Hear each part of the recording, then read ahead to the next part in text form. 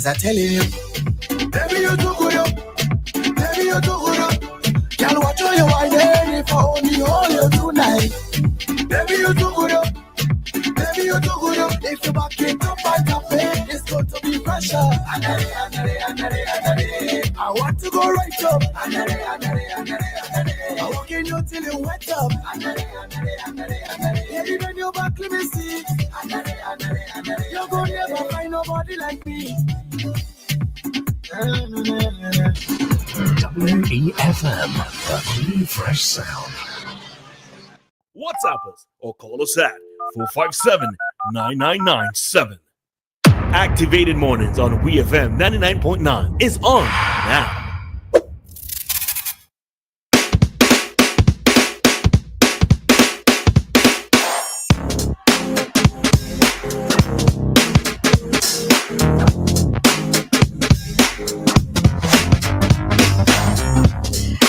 And we are back with you for our final talk time here on WEFM on the Activated Mornings program show with Dianna, Cain, and myself, Roleza Samuel. All right.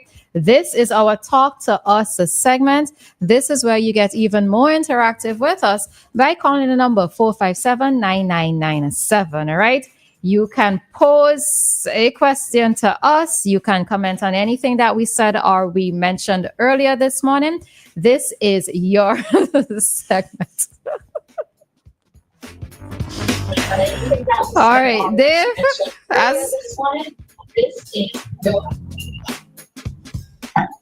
Hello. Hi, Dave. Go right ahead. Yes. I heard some news. I don't know if you can get that and read it out for me. And it all has to do with emancipation. All what took place here in St. Vincent and Grenadines, in my humble opinion, did not make a difference where emancipation is concerned.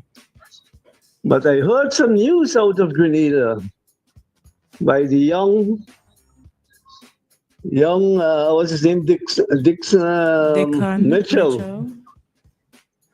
Right? And I was very pleased to hear that. Because some time ago, like, we make a bluff in St. Vincent and Grenadines, and we talk about renaming this and renaming that of colonial era.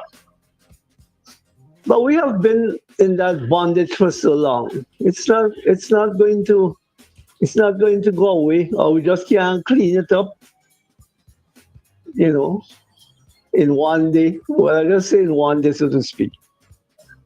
But when I heard Deacon Mitchell said that they are now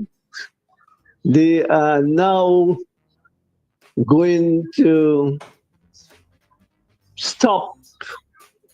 stop paying that kind of honor to King Charles. That is what they call emancipation, man. That's Are you aware of what I'm talking about, by the way? No, I'm not. I've not heard of that. Really? Yeah. Well, this is something you ladies need to wise up with, especially in this time of all political confusion and politicians trying to outdo one another or to trick us as a people and so on. Yeah, the Prime Minister of Grenada will no longer, how they usually say it in Parliament, well, they will not pay respect. All right. So, Dave, I just found an article from a page called The Voice. I'm not sure which country this is from, but it says Grenada has officially dropped. Grenada produces a voice. Okay. About that. Okay. Well, it says Grenada has officially dropped the oath of allegiance to King Charles III. This means that state officials will no longer take oath of allegiance to King Charles, his heirs, and the successors. Yeah. So I mentioned that. All right. So instead, so an interesting thing to note would be the next line. Go ahead, Dianna. Yeah. Instead, the oath of allegiance will be to the Caribbean country. Right. That makes sense. That way you call emancipation. Huh? Because some of us have to go to Buckingham Palace still, you know. Because some of us want to feel like white people still. All the talk we got, all the talk, and I could point out several things why I am saying that and saying that with authority. Some of us still want to jump up near these kind of people, you know. They ain't gonna use for us, right? They have robbed us, oppressed us, enslaved us, and all of that. But we don't hear. We don't get that conscious or instilling that consciousness in our younger people. I mean, I've been around for a long time. I grew up with all what they you know, all the black power, this and that and so on. Black power played a significant role in all of this, you know. Getting those of us black people at the time to understand and appreciate who we are. And when in 2025 you're still hearing this backwardness, some backward talk.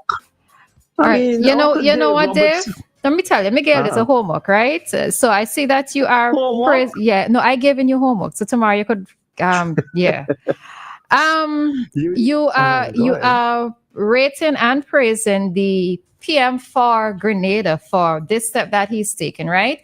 So rather than saying that for us, we are not emancipated or we're not showing true signs of emancipation, tomorrow come and list like 3 concrete things that you think that we could do to demonstrate our full emancipation. So like this is one step that Grenada has taken, right? To demonstrate that. This is one example. So this is one example. So I want for you to give me like 3 concrete ones as opposed to talking in abstract about it.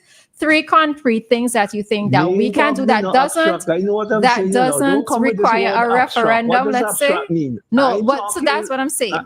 I want to hear 3 definitive things that we can do that may not require a referendum, that we can do to show our emancipation. All right? Just a little homework. I don't understand what emancipation is. Some of us can't even spell the word emancipation. All right. Like so maybe the first one is for us to learn how to spell emancipation, right? Person from the foreign ministry with this foreign affairs program, I think it's yesterday, today or Wednesday. I hear the person saying Qatar. Qatar. Where's Qatar? How do you spell Qatar? Huh? These are things people like me with a critical eye, and not critical for critical sake, but with a critical mind and all of that. These are the things I listen to, and some of us don't listen to. I am not intellectual this and intellectual that, you know. No, well, you don't need to be, but if you could come up with 3 things that, 3 things I would like to hear. Sense. Okay. All right, Dave. So I am just playing my role.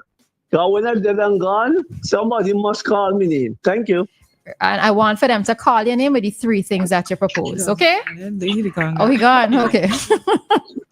Morning, Coach. Good morning. What you all there living in? Oh, God. When he's talking about Grenada just did that. St. Vincent have done that long time ago. Go and check the history. They don't swear to the king or the queen anymore in St. Vincent in the House of Parliament. We don't do that. We don't live over that long time. Go back and check the history. They were definitely talking about. Grenada just doing it with St. Vincent. Don't do that long time ago.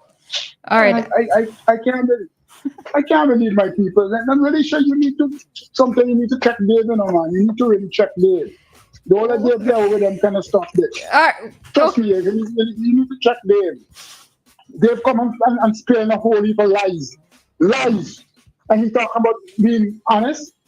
He talking lies. St. Vincent done that long time ago. Check the history and things. They don't swear to no queen in the House of Assembly in St. Vincent. Right. None. So I see that. Yeah, I see that your point is supported. Fitzhuggins is saying that what is Dave talking about? Our parliament passed a bill several years ago, which Camilla brought before parliament to stop paying tribute to the king and his heirs about 6 years ago. Grenada is just catching up. So, Yeah. All right. Yeah. That's what they're talking about. In 2016, apparently. Yeah. All right. So, okay. I heard what Kojo said, and this is why I've always been of the opinion that when we are challenging things as a people, as anybody, right, we can make our commentary on things, but I also want in the same vein for us to make suggestions, which is why I put it to Dave that, okay, so he's rating Grenada for doing this, for making this step. Oh, sorry. And come up with 3 things that we can also do. All right. So, hi, caller. Good morning. Morning. Morning. Well, boy, it's a surprise to hear you talking that. It's a surprise to hear you bring the can into this thing when we hold referendum now. Try to run the queen and them from our jurisdiction and oath. And you is one guy who fight against that. I want to be politically crazy. I just take out something, kid. Because how you could be saying them things? When we even right now, we trying to name over tongues and them and it's the village. That British and them had a name here and all the fighting against that. Dave, what would matter with you? You're politically sick. You're crazy. You don't understand life. You're just talking because I talk shit. We have a referendum pointing to all the change of every colonial laws that have been still been so. And to hear you come and talk about the can. But you're a real mischief, you know. You're a mischief. But this man, you talk about his children and parenting and everything. I was thinking about, yes, sensible people might hear and try to understand how to bring up the child in a better way still. But what about thousands and thousands majority of intention? Who don't believe in correction? Who don't believe in teaching the child the right way? Who don't listen to radio? Who don't care about radio? Who just believe? They just gone bashard. Because I just see some people just pass. And if you only tell the children how did they vex you mutless? How you going to change these people to bring up the children? Who are them they're going to hear by? Well, you have to try. You got to try, but it have to cost so nice. You know, but Dave, I'm telling you, brother, you got to do better than that. If you're politically crazy, you have to change your mind. You have to go somewhere you could get refreshed because you're not right in the head. Believe me. Okay, man. All right, Stephen.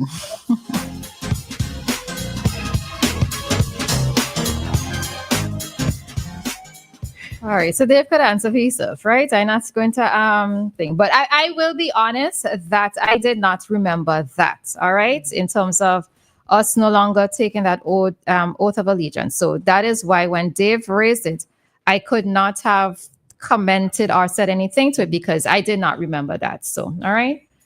Okay, we have another caller. Hi, caller. Good morning. Yes, good morning. Your program is wonderful today. Thank you. I really enjoy it. And everybody is disciplining one another when they go wrong. I love all that. Okay. And about the kids, my mom had 18, 6 days. Hold on. She had Hold on, I just want to shove it straight to me behind. Hold on. Oh yeah, 18, and you could see us. Wow. We all wasn't together because the older one of them passed. But what happened is that, and my father was a farmer, and she was a house lady. And I tell you, she had love see the bundle of us when we reach home from school.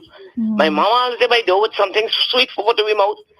And she had love her children. Them. All of us end up in Canada, but I come back home. I lay home. Okay. So it's wonderful today. I really love you two girls. I never say all the face, but I love you all. All right. Have a wonderful day. Because of the program you send goosebumps to me sometime. Okay. Wonderful. Have a wonderful day. All right. Thank you. We will. And you as well. Thanks. Okay. Thank you. All right.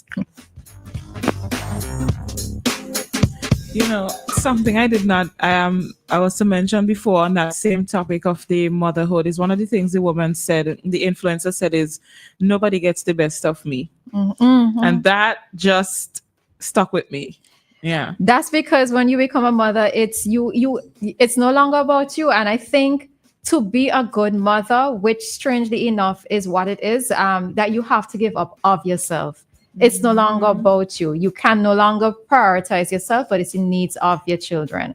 And, as listening to that last caller, I'm trying to remember because I think my grandmother, my maternal grandmother, Mommy, if you're there on the live, just message and tell me how many children my grandmother had, because it was a few of them as well too. Several, I think, at least I know of one passing on, because I think she made a twin at one point, and one of them died. But yeah, I think my grandmother as well had a few, so 18. Oh gosh. Oh, but you know what it is that I took away from what she said is that it sounds like her mother wanted to be a mother. And I think when you actually want to be a mother and you get the help and support that you need, it shows. Because for her to be there waiting by the door to bring them sweets, it means that she was excited and she was looking forward to them coming home. So there are times when I think so. Persons know that I've taken a stance of me not making a child, right? I don't know if a child would land in my lap in other ways, but I am not making a child. But the thing of it is that I find that when you do decide to become a mother, you have to put your all into it. But I would advise too, in our modern age, quote unquote, that when you make that decision, make it at the best possible time for you and your child. Yep. Right? Because I know that there are some mothers who say, well, I went through this particular suffering, so it's okay if my child goes through the suffering. I don't know why we think that suffering is something that we need to endure as some sort of badge of honor. Suffering is not a badge of honor. Entitlement is also not a badge of honor, right? Because you also need to let your children know the realities of life, as I mentioned in the previous segment. But I want to believe that the goal of becoming a parent, not just a mother, is to make life a little better for your child. You make it just a little bit easier for them, right? You don't bring them back into the same situation, the same challenges that you face growing up. They are going to have their own challenges within their own generation, so let's not try to pass it on. And while it is that, okay, so I could understand before some being an accident, right? I know sometimes people don't like to hear the use of the word accident in terms of bringing a child into the world. I really don't care if I was an accident. It was what it was, I think. I ain't sure if I was a love child. One of my parents could let me know, right? Oh, Lord. But even whether or not I was an accident or I was a love child in terms of deliberately planned, the point is, try to do better by your children. They're here, but try to do better. And as best as possibly can, try to make them when you think that you're in the best position to be able to raise them, not just financially, but emotionally as well. So, especially, well, I mean, both of those are heavy things, but that emotional part, you may find yourself taking out things on your children just because they are there and, they're the ones who are going to be facing it. And you see, like how this lady could say at her big age, she can remember that her mother was always by the door waiting with sweets. Same so the children remember the terrible things that you do to them. And just do what Roleza just told you, okay? Right. As you're saying all of that too, sometimes I wonder if parents would like to hear the honest truth from their children. Let's say if the child has to ask them, how was I as a parent? Maybe just one word or a sentence. Guarantee you do not want to hear it. I know one. I ain't calling no names.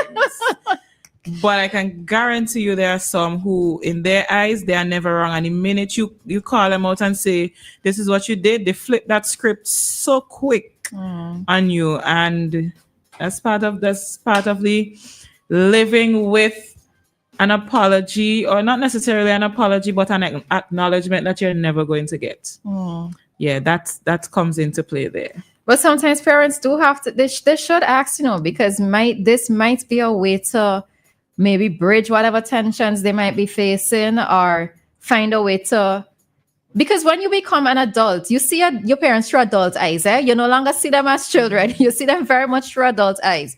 So, maybe just to be able to talk things out. But as you said, it would have to first start with them acknowledging. No, it first starts with them actually listening and understanding where you're coming from without trying to justify their past actions. Yes. Because your past actions are your past actions. But I know there's a lot of justification that tends to happen when we try to get people to hear what we're saying. All right. A defense mechanism kicks in instinctively. So, yeah.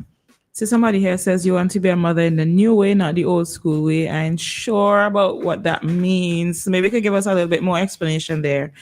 Yeah, but this topic of parents is one that we could continue to have. I really would like to see parents do better, especially that generation of parents who hurt their children a lot and do not acknowledge. Because I can guarantee you, in having conversations with adults, when they mention these things, people are still hurting because at the end of the day, it's your parent.